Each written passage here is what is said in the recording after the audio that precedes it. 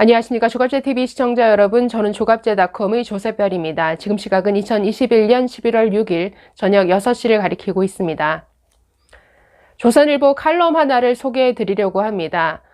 이재명의 거짓말 수법에 대한 연구 정도로 볼 수 있겠는데, 자, 선우정 칼럼입니다. 제가 참 좋아하는 칼럼이라서 잘 챙겨보는데요. 자, 11월 3일자 칼럼인데 제목은 저렇습니다. 권순일 대법관이 준 또 하나의 선물이라는 이 제목인데, 그 내용은 이재명 후보가 어떤 식으로 거짓말을 하는지, 어떤 식으로 사실을 왜곡하는지 그 화법을 잘 분석한 글입니다. 자, 한번 읽어보도록 하겠습니다. 이재명 후보의 말은 조리가 있어 귀에 잘 들어온다. 그런데 그는 사실의 일부만 조리 있게 말한다. 전체를 알고 나면 완전히 다른 그림이 그려질 때가 있다. 대장동 문제가 전형적이다. 자, 그러면서 이재명의 대표적인 거짓말, 그리고 어떤 식으로 거짓말을 하는지 사례를 들어서 설명하고 있습니다. 자, 첫 번째 거짓말이 등장하는데요. 한번 보시죠. 자, 그는 경기도 국정감사에서 국민의힘이 무려 4년이 넘도록 공공개발을 막으면서 민간개발을 강요했다라고 말했다. 또 국민의힘이 토건 세력과 결탁했다라고 했다. 자, 첫 번째 이재명의 거짓말이 등장했습니다. 국민의힘이 4년이 넘도록 공공개발을 반대하고 민간개발을 강요했다. 그리고 그 이유는 국민의힘이 토건 세력과 결탁했기 때문이다라는 이 주장입니다. 자, 이게 왜 거짓말인지 그 이유가 뒤에 나오는데, 국민의힘이 공공개발을 반대할 수밖에 없었던 그 이유가 등장합니다. 자, 계속 보시죠. 자, 국민의힘 정치인이 이 후보의 당시 대장동 공공개발 주장에 반대한 것은 사실이다. 일부 가족이 투기꾼에게 돈을 받은 일도 있다. 자, 이 둘을 붙여서 부패 토건 세력의 반대라고 했다. 자, 그런데 실상은 다르다. 이 후보는 시장이 되자마자 성남시의 빚 5,200억 원을 갚을 수 없다라면서 모라토리움을 선언했다. 성남은 거덜난 파산 도시가 됐지만 그는 이 승부수로 유명 정치인이 됐다. 그런 그가 1년 뒤 대장동 공공개발을 하겠다면서 빚 4,500억 원을 요구했다. 당연히 시의회가 반대했다. 여러분 어떻습니까? 당연히 반대할 수밖에 없는 상황이죠. 빚을 5,200억 원이나 져서 파산을 선언했던 성남시가 또다시 빚을 내서 공공개발을 하겠다라고 나서면 누가 반대하지 않겠습니까? 당연히 반대할 걸 반대했던 것이죠. 자, 계속 칼럼 보시면, 그런데 이 후보는 이런 얘기는 하지 않는다. 논리학의 함정에 해당하는 일부와 전체의 혼용이다. 이 후보의 말을 들을 땐 항상 전체를 알아보는 부단한 노력이 필요하다. 그러니까 반대했던 그 배경은 쏙 빼먹고 그냥 반대한 그 사실만 가지고 이렇게 거짓말을 한다라는 것이죠. 자, 이게 이재명의 거짓말 수법입니다. 전체 중에서 일부만 취사 선택해서 짜집기한 이런 거짓말이죠. 자, 또 두 번째 거짓말이 등장하는데요. 계속 보겠습니다. 자, 다음은 시간의 비약이다. 이 후보는 국민의힘이 강요해서 대장동 개발을 민관 합동으로 할 수밖에 없는 상황에 몰렸다라고 했다. 자, 또 두 번째 거짓말이죠. 국민의힘이 시의회를 장악하고 있었기 때문에 공공개발을 반대했고 그래서 어쩔 수 없이 민관 합동을 할 수밖에 없었다. 자, 이런 주장인데 이게 왜 거짓말인지 한번 보겠습니다. 자, 자신을 약자로 규정했다. 첫 시장 재임 땐 시의회에 국민의힘이 다수였다. 하지만 두 번째 시장 재임 땐 시의회도 민주당 다수로 변했다. 대장동 개발을 시작한 건 두 번째 시장 때였다. 성남 정치의 최강자였고 갑중의 갑일 때다.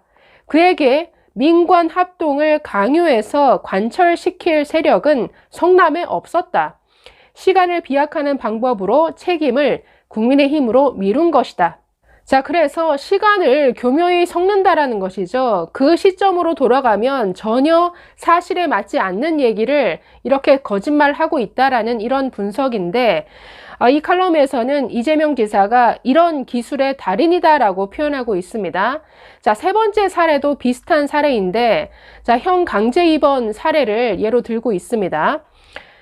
자, 유명한 사례가 있다. 2018년 경기도지사 선거 때 형을 정신병원에 입원시키려고 했냐라는 강제 입원 의혹에 대해서 그는 형을 정신병원에 입원시킨 건 형수와 조카라고 답을 했다.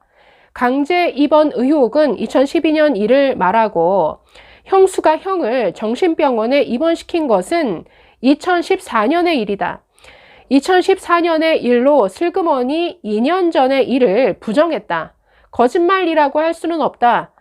그냥 딴소리인데 사정을 모르면 그냥 넘어갈 수밖에 없다. 그의 말에 넘어가지 않으려면 전체는 물론 디테일에도 해박해야 한다. 자, 그래서 시간을 이렇게 교묘히 뒤섞어서 사실을 뒤죽박죽 만들어 버리니까 이재명의 거짓말에 속지 않으려면 아주 그 사실을 디테일하게 알고 있어야 된다. 이런 지적입니다. 자, 계속 보겠습니다. 그는 논리적으로 절대 양립할 수 없는 말도 한다. 대장동 사업에 대해 그는 고정이익 환수가 이 사업에서 내린 나의 첫 지침이었다라고 했다. 적자가 나도 성남시의 고정이익이 깎이지 않는 이상 초과 이익은 모두 민간에 가는 것이라고 했다. 이에 반하는 주장을 하면 내 지시를 위반한 것이라고 했다. 이 발언만 보면 고정이익을 확보하고 초과 이익은 모두 민간에 가는 것, 그리고 이에 반하는 주장을 하면 내 지시를 위반한 것이다. 자, 그러면 뭐 초과 이익 환수든 고정이익이든 모두 자신이 결정했다라는 이런 발언이 되는데, 자, 이 칼럼에서는 이걸 지적합니다. 고정이익 확보와 초과 이익 배제는 같다는 것이다. 자, 이 지침이 투기꾼들에게 천문학적인 돈벼락을 내렸다. 그런데 하루 뒤 초과 이익 조항에 대해서 보고받은 적이 없다라고 했다. 논리학에서 말하는 모순 명제의 전형이다. 이런 말도 그럴듯하게 당당하게 하는 능력을 그는 가졌다. 자, 또 다른 사례 보겠습니다. 같은 사례가 부동산 경기 논란이다. 그는 2015년 대장동 개발을 설계할 때 당시 부동산 경기가 엄청 나쁘고 미분양이 속출했다라고 했다. 고정이익을 선택한 이유에 대한 답변이다. 경기가 나쁠 땐 고정이익이 유리한 편이다. 그런데 성남시가 2014년 대장동에 앞서 위례 아파트를 분양했을 때 30대 1 경쟁률로 완판을 기록했다. 그때 성남시장도 그였다. 물론 경제에 어두우면 경기를 오판할 수 있다. 그런데 이게 사실이라면 당시 판단과 행동의 모순이 발생한다. 부동산 경기가 엄청 안 좋은 그때 왜 대장동 개발을 했을까? 당시 대장동 개발은 10년 이상 묵은 과제였다. 그의 임기 중에 꼭 하라는 법도 없었다. 이 의문에 대한 그의 대답은 지금까지 국민의힘 강요밖에 없다. 이런 논리적인 오류가 하루 국감에서만 여러 건 나왔다. 자, 2015년에 부동산 경기가 너무 나빠서 미분양이 속출했다. 적어도 판교 지역에는 해당될 수 없는 말입니다. 그래서 이재명의 말은 앞뒤가 맞지 않는 모순투성이도 너무 많고 사실 왜곡, 거짓말이 너무 많이 섞여 있죠. 자, 이 칼럼에는 하나를 덧붙이는데요. 왜 대장동 개발을 2015년에 시작을 했을까? 이것을 2018년에 있었던 도지사 선거에 맞췄기 때문이다라고 덧붙이고 있는데 그 내용 한번 보시겠습니다. 2018년 도지사 선거를 대비해서 이 후보가 개발 치적을 만들기 위해 대장동을 설계했다는 가설을 세우면 의혹 대부분이 풀린다. 왜 2015년을 선택했고 왜 고정이익을 택했는지 그 이유를 짐작할 수 있다.